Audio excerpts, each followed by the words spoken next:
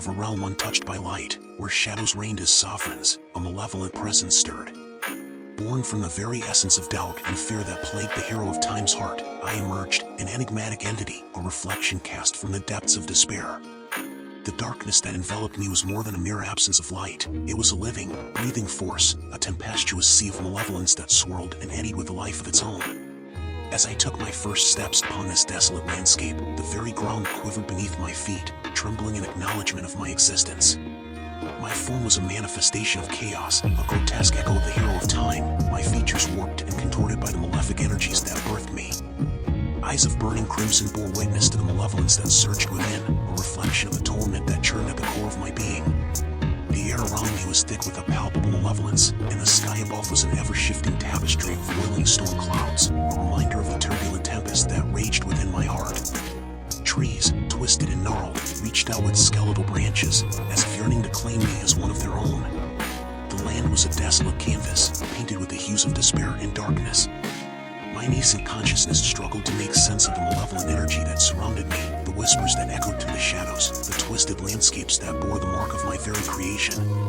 I was not a creature born of benevolence and valor. I was a being forged from the depths of doubt, from the fears that clawed at the hero of time's heart.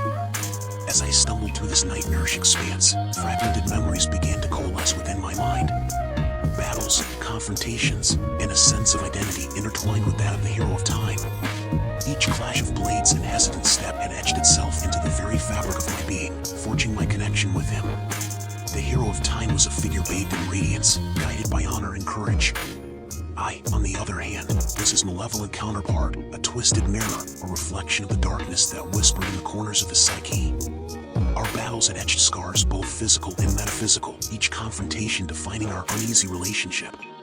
The landscape before me mirrored my internal turmoil, a desolate realm tainted by my malevolence.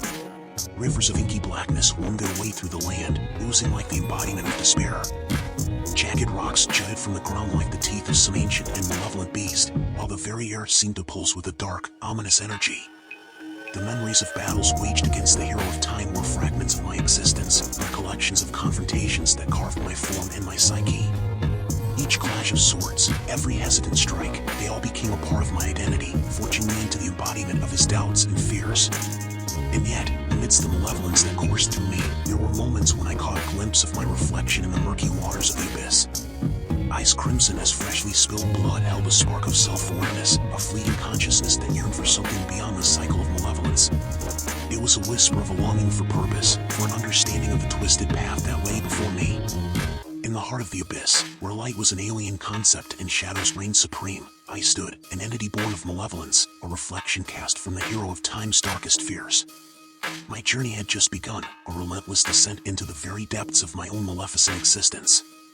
And as I treaded the path ahead, the echoes of my sinister laughter reverberated through the darkness, a testament to the malevolent purpose that had birthed me. As I ventured deeper into the abyss, an insatiable hunger for power gnawed at my core.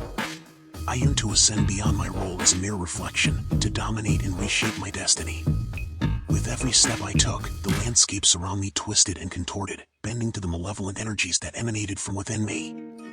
One day, in the heart of this maleficent realm, I stumbled upon a chamber of forgotten lore. Within its shadowy confines lay a blade, a sword forged from the very essence of darkness. Its surface seemed to drink in the dim light, pulsating with a sinister lure. I reached out, my fingers brushing against its hilt, and an intoxicating surge of power surged through me. The blade was a conduit for the abyssal energies, a weapon born from the depths of malevolence itself. As I wielded it, I felt an exhilarating rush, the darkness within me intertwining with the malefic power of the sword.